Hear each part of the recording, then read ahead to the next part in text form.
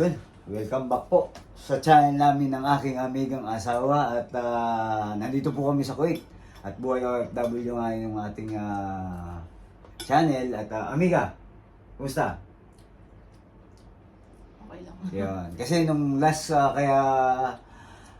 video namin si amiga nga inuubo, sabi nga namin ni amiga, nagpa-check up kami nung 2025 no, unang video natin. Ngayon naman ang gagawin natin, sabi nga din sa napapanood ko rin, magkaintuhan tayo. Ayun. Magkaintuhan tayo at Nauna na ako. ha? Nauna Nauna na si amiga at kwentuhan lang tayo. At ano ba muna ang ulam natin, amiga? Nag-iyaw ako ng bangus na may palaman sa loob. Kamatis, sibuyas. Ayun. At saka mayroon kami ditong sawsawang bagoong. Ito yung paborito nga, bagoong na may sili. At saka si amiga, toyo. At inihaw na bango, siyempre, paborito ko dito yung taba. Kain na ako. Yung kumakain si amiga, ang magiging topic natin ngayon nung 2024. Kasi 2025 pa lang ngayon, kaya simula pa lang ng buwan. Ngayong taon na to ng 2025. Yung 2024, amiga, ano bang magandang nangyari sa atin noong 2024? Magandang nangyari sa atin noong 2024, siyempre nagbakasyon tayo. Ayun. Yun naman gusto ng OFW, di ba? Yung makapagbakasyon tayo at makasama yung dapat natin makasama at nag-enjoy tayo. At bago tayo magsimula sa topic natin na 2024, kain muna ako. Susubo muna ako. Naiingit ako kay amiga eh. Oo, kasi Pero parang susubo medyo- na kasi gutom mo. Parang medyo nagdikit-dikit siya, no, amiga? Hmm. Unang subo natin mga amigo, amiga, para sa inyo to. Inihaw na bango. Ito, inihaw ni amiga. Saan mo ba inihaw to, amiga? Doon sa double-sided na, ang tawag doon? Double pan? Na griller. Griller, Hmm. double pan, griller. Sa lang to sa gasol lang. Pero parang inihaw siya mga amigo at amigo. Medyo dumikit nga lang siya. Hindi mo ba nilagyan ng oil Hindi. yung foil? Hindi. Kasi pag nag-iihaw ako, Palalagyan na. nilalagyan ko ng oil kaya hindi siya dumidikit pag ako yung nag-ihaw. Nalimutan siguro ni Hindi ko amiga. tinuruan. Tapos meron tayo ditong bagoong.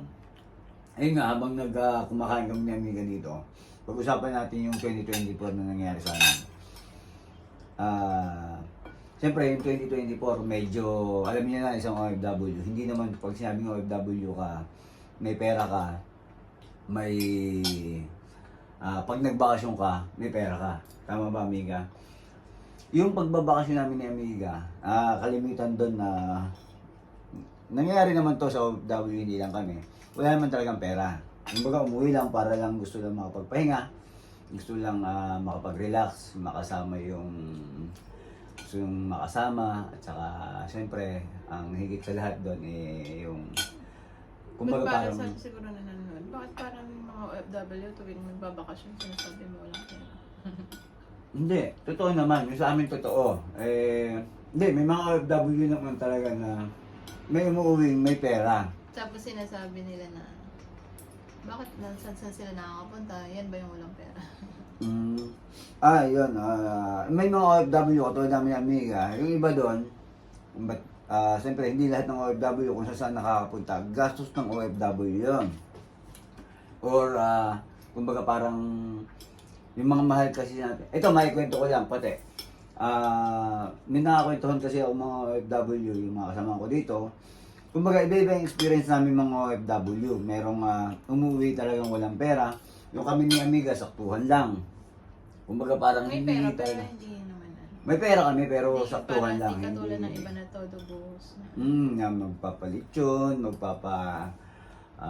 talagang piyestahan yung Parang dati. yung si Lito Lapid, bunot No, ng bunot. yung hindi kami ni amiga, yung sabi nga ni amiga, hindi kami yung parang si Lito Lapid na bunot ng bunot kasi wala nang bubunutin. May pera kami nang umuwi. Kaso nga lang, hindi siya yung pang-piyesta. Alam niyo yun, yung kalimitan nakikita sa OFW na sige lang ng sige. Siyempre, meron kaming mga responsibilidad at may mga bayarin kami ng amiga. Hindi lahat ng OFW. Yeah, Pare-parehas. Depende sa sitwasyon ng Depende sa pamilya. sitwasyon, oo. Kumbaga parang sa amin naman na amiga, kaya kami umuwi, siyempre parang makarelax din kami, yung pinaka-importante doon. at makapagpahinga. Yun lang naman ang gusto ng OFW, amiga, di ba? Makapagpahinga, makapag-relax. Siyempre si amiga at ako, siyempre, para yung stress sa trabaho, di ba? Stress ko sa trabaho ng ilang taon. Kasi kami na amiga, kada taon, isang beses pwede kaming umuwi. Tapos, pag na kami umuwi, yun nga, iba-ibang istorya. Yung sa amin ni amiga, pag umuwi kami, pasalamat kami sa mga kapamilya namin na pag umuwi kami talagang hindi kami yung parang kumbaga parang kailangang bumunot ng bumunot. Yeah, kumbaga parang Kami pa nga yung tinitreat eh. oo, kami pa ang natitreat ng mga pamilya namin. Tapos kami pa rin yung alam mo hindi katulad ng ibang kwento ng kapamilya nung Kaya masasabi natin Sabi blessed tayo. pa rin tayo na OFW kasi nga yung may ibang OFW kasi na wala rin kasi yung pamilya nila.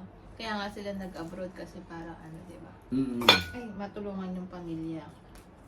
Kumbaga iba-iba ang story ng OFW. Katulad nung kasamahan ko,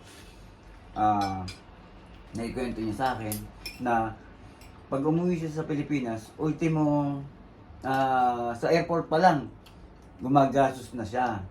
Tapos habang kinikwento niya yun, parang naluluha siya. Kumbaga parang sa airport pa lang gumagastos na siya hanggang makarating siya dun sa bahay nila. Tapos nung nasa bahay na sila, kasi magkakasama sila, imbis na magtagal siya dun sa kanila doon, ang ginagawa niya, nag-hotel na lang daw siya. O kaya pupunta sa kaibigan. Kasi nga, yung minsan, kahit may dala siya, ito, may dala na yun may dala siya, lahat talaga, araw-araw, siya yung gumagastos, siya yung bumibili. Kasi yung naging kultura kasi natin mga Pilipino, hindi yung kultura, naging isip kasi o mindset ng isang Pilipino sa atin, sa Pilipinas, kapag OFW ka, mapera ka, kumbaga parang ikaw ang gagastos, Baka ikaw ang kailangan. breadwinner siya. Sabihin natin kahit na breadwinner ka o ano, mauubusan ka, araw-araw ka bang na magagastos, ikaw lang yung bumubunot. Sabi niya, nakailang linggo pa lang siya, umalis na siya doon sa lugar na yon kasi nga parang pagka nag-stay siya doon, mauubos siya ang ginawa niya, nag-hotel, tapos punta sa kaibigan, doon siya nag-stay, dahilan na lang siya na sabi ko, minsan sabi ko nga, na hindi ko na kwento sa kanya na nag-segue lang ako na medyo maswerte kami sa amin kasi nga yung pamilya nga namin kahit pa paano na-bless din sila na pagdating namin doon talagang welcome na welcome tayo, amiga, no? At tapos hindi sa nakikita nyo sa mga vlog namin na lagi kami sa labas, hindi yun lahat kami ang bumunot na parang dito lapis sa tingin ni amiga. Merong tinitreat kami lagi nung aming pamilya. Hindi namin sasabihin kung ang mga pangalan, alam nyo na yun. At saka salamat. At talagang sabi nga namin amiga, kahit kami na andito sa abroad at nakabalik, balang araw makakaganti tayo o tayo naman ang magtitreat sa kanila na pag sa oras na makaluwag-luwag kami. Kasi kami, amigo, amiga, amiga, medyo dumadaan kami siyempre nawawalan tayo ng pera. Kasi nga may mga bayarin tayo, may mga inuuna tayo na minsan, yun yung hindi naiintindihan sa Pilipinas ng ibang nasa Pilipinas na akala, kung sabi nga namin ni amiga kung wala kaming pangarap sa buhay, wala kaming, gusto namin happy-happy lang, mag-enjoy lang kami, aba, pwede. Di ba, amiga? Yung wala kaming iniisip na, tara, mag-wildlas tayo. 1 million. Mag-one day millionaire tayo. Pag nagbakasyon tayo, pakatay natin, pati kapitbahay natin. Pwede yon. Pero, ang iniisip kasi namin ni amiga, ngayon, ganito muna tayo. Darating yung time na pag okay na ang lahat, yun na. Siguro ito na yung time na magpapapiesta na kami. Kami naman yung, siguro darating yung time na may mga plano kami kasi na hindi na natupad kasi hindi pwede. Kasi basta may mga katulad ko, may mga plano ako na maggaganda sana na hindi pala pwede. Na Pwedeng ipilit. hmm? Pwedeng ipilit. Hindi pala pwedeng ipilit kumbaga parang yung iba hindi ka maintindihan. Hindi ko naman sinasabing iba-iba kasi ugali ng tao. Kumbaga parang kwentuhan namin ni amiga na darating yung time na lahat ng nakaintindi sa atin nung walang-wala tayo. Na medyo nandito tayo nasa stage kasi kami ng siyempre inuuna namin yung mga dapat unahin. Tapos sabi na nga namin darating kami sa time na yung mga naintindihan tayo nung wala tayo. Tayong iintindi. At anong tawag dito, amiga? Kumbaga kami naman ang babawi sa inyo, di ba? Kumbaga parang sa oras nung naintindihan nyo kami nung wala kami, kami naman ang babawi sa inyo at darating yung time na magpapapiesta kami. Yeah. Kumbaga, okay na kami ni amiga. Kasi sa ngayon, kumbaga parang naging aral kasi sa amin ni amiga, mga amigo, yung nawalan kami sa Pilipinas ng wala kaming malapitan talaga, amigo at amiga. Napakahirap. Kaya naging aral sa amin na hindi kami sa sabi nga, nagdadamot. Kumbaga parang inuna muna namin ngayon kasi madaling tumulong pagka meron eh. Pero pagka nung kami ang nawalan, napakahirap. Ang hirap. Walang kaming malapitan. Kami nga lang nakakalim yung problema namin. Kaya ang nangyari sa amin ngayon, natuto lang kami. Sasabihin nga ng iba, minsan pagka yumabang na. Kasi ang tao kasi ngayon, pag natuto ka, sasabihin nilang iba, yumabang na, hindi ba pwedeng natuto lang? Kasi yung panahon noon, sabi nga natin, naging babago yan. Kumbaga parang iba-iba tayong generation, di ba? Kumbaga parang ngayon, batang 90s ako ngayon, dati, yung mga Gen Z ngayon, mas marami na silang alam, mas marami silang uso ngayon na hindi ko na alam. Kaya sa iba, ginagawang mayabang sila kasi hindi nila naiintindihan. Kaya napag-iwanan kami batang 90s. Kumbaga parang dapat sumasabay ka sa hindi ka naiiwan. Dapat alam mo kung ano yung pagbabago. Hindi porket nagbago yung tao, yumabang na, natuto lang. Kumbaga parang, madamot na o kaya kung ano-ano nang nasa isip. Yun lang, ang sa amin siguro nung 2024, sana ngayong 2025, medyo magaan na kasi nga, merong tayong siyempre may mga balakin tayo na medyo natapos na at saka may mga project tayo, yun tapos ngayong 2025 kahit pa paano nabawas-bawasan yung ating natapos na yung project natin at kumbaga parang ang sabi ng amiga, sabi nga namin pag yung parang puno yan pag hintayin mo lang mamunga, madali nang makatulong o marami nang makakapitas. Tapos sa ngayon kami ni amiga ay ini-enjoy lang namin kung ano yung pagiging OFW namin. Tapos yung mga naintindihan kami nang wala kami. Salamat at yung bawi sa inyo. Hindi ko naman sinabing kasi ako, gawa mo lang ako ng maliit na bagay. Sobra ko nang pinagpapathank you yun. Minsan hindi ko na sinasabi kay amiga, minsan lumalayo ako Yung mabigyan ako o yung binigyan ako ng importansya, naluluha na ako doon.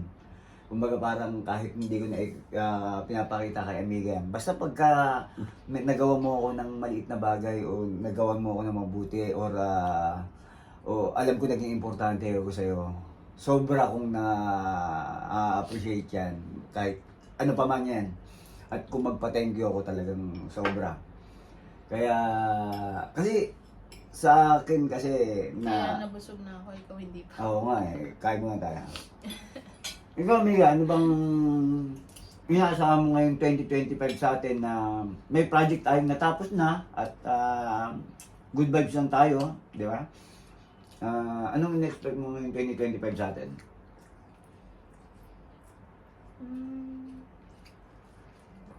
Yung pinaplano pa rin natin na is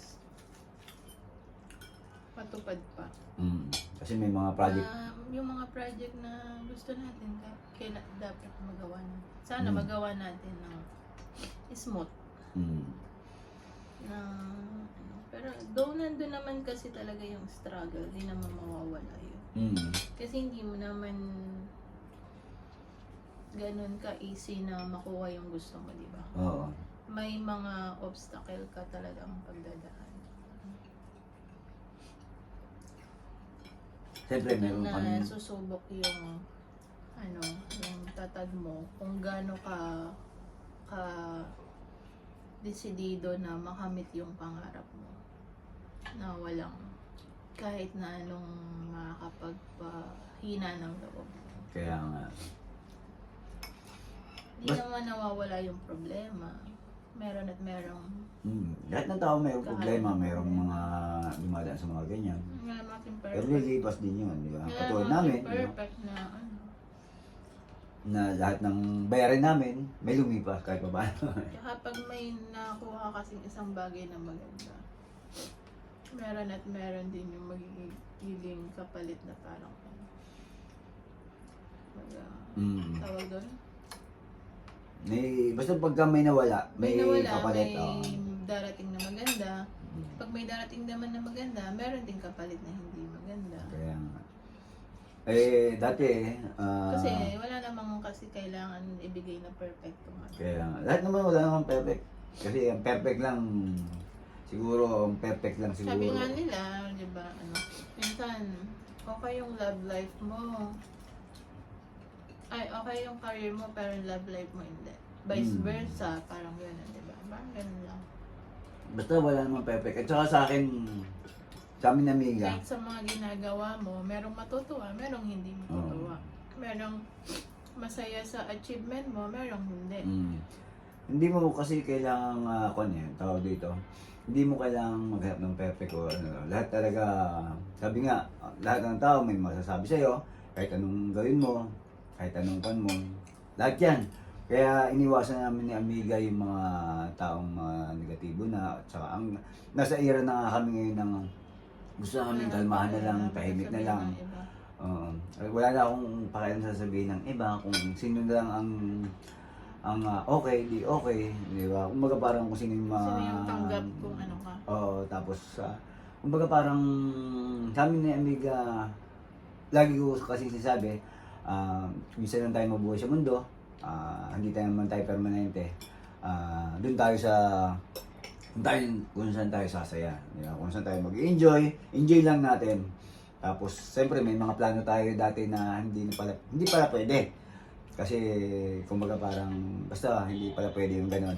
Hindi pala pwede. Basta may mga lahat naman tayo dumadaan sa ganon. Lahat naman tayo mga hindi lang OFW o lahat sinong tao na yung okay yung plano mo pero pag pala katagal.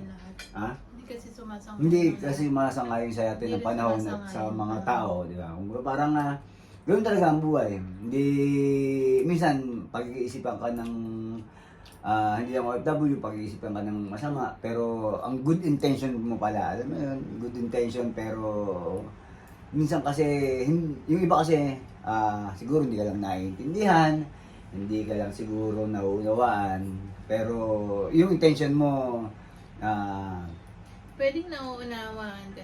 Pwedeng nagigets nila yung gusto mo, pero iba yung gusto nila. Kaya hindi sila sang-ayon. Kaya intindihan na. Siguro sa buhay kailangang intindihan lang din. Kumbaga parang nawawala yung give and take doon. Kumbaga hindi lang pwedeng ikaw lang ang intindihin. Nauunawaan mo rin dapat yung dapat nilang nararamdaman. Hindi lang yung nararamdaman mo, yung nararamdaman ng tao. Dapat naiintindihan mo Pwede rin. rin kasing mali yung pagka-intindi nila. Iba yung impression nila dun sa ginawa mo na pero ikaw hindi mo naman pala intention yun. Parang ganun lang. Ay, That siguro. means ganun hindi lang. nagkakaintindihan lang. Kaso hindi nagkakaroon kasi ng minsan ng chance na Ganun kasi yung ugali ng mga tao, di ba? ma-explain ang side ng isa't isa kasi may times din kasi na yung parang nagiging sarado na yung utak. Ayaw nang makinig sa isa't isa. At saka tayo mga OFW, maging lesson sa atin, ito pa, isang lesson sa atin sa mga OFW. Huwag tayong masyadong nakikinig sa mga sabi-sabi, Diba? Yung mga, yung 2020 po, naging aral din sa atin yan na huwag tayo masyadong, good vibes lang tayo. Kumbaga parang, mag-ingat. Mag-ingat sa mga taong, basta mga taong maraming sinasabi sa'yo. Tapos, ikaw naman, yung side mo naman, parang, alam mo yun, parang, naiintindihan mo sila, di ba? Tapos, nakikinig ka lang, gusto mong payuhan, di ba? Pero, basta ganun lang, tayo mga OFW, enjoy lang natin, at tayong ngayong 2025, maging masaya lang, enjoy lang, at saka, happy-happy lang. Yun lang naman, lagi kong, pangarap ko na nga sa buhay yun yung maging happy-happy lang. At natutupad yan kasi nga, siyempre masaya ako. Gawa ng pag umuwi kami ng Pilipinas, umuwi kasama ko sa amiga. Ayan, yun, simple lang naman pangarap ko, ang maging masaya. Ayaw niya lumayo sa akin. Ayaw ko naman yung amiga, yun lang. At Kung nasa daw ako, nandun siya. Kahit minsan tinataboy ko siya. At saka itong ginagawa namin ni Amiga, sabi ko nga itong katulad ng kain-kain namin na binigyan nito, kumbaga parang part ito ng bilang isang OFW namin, sabi ko nga lagi, pagka kami ang nag-uusap, panoorin natin itong mga ginagawa natin sa Kuwait at sana makauwi kami ni Amiga at maging okay kami sa Pilipinas at magiging buhay Pinas tayo, buhay probinsya at anong ba magiging buhay namin doon. At siguro medyo mahaba na rin tong video namin ni Amiga at Busog na ako, ikaw hindi pa. tuloy-tuloy lang tong ating kaintuhan. Ayun, kaintuhan na, kumakain pa. At saka ang aming bangus na to malamang maubos to, papakin ni Amiga yung iba dyan at wala na akong kwan pa, hihilingin pa kasi masaya na ako. Ang gusto ko lang sumaya. Yung mga material na bagay, nilipas yan. Kumbaga, hindi natin madadala yan. Isipin lang natin, hindi tayo permanente sa mundo. Huwag natin kalilimutan yan. Ang importante, nag-enjoy ka. Amiga, may sabihin ka ba? Wala na. Kuhan lang tayo, kwentuhan lang. At saka, magpakabusog tayo ngayong ating Sarap ng bangus. 2025. At masarap daw yung bangos. Ganito na mga amigot amigot, medyo mahaba na. Susunod tayo, magkakaroon tayo ng kwentuhan ulit. Ingat po at respeto sa bawat isa.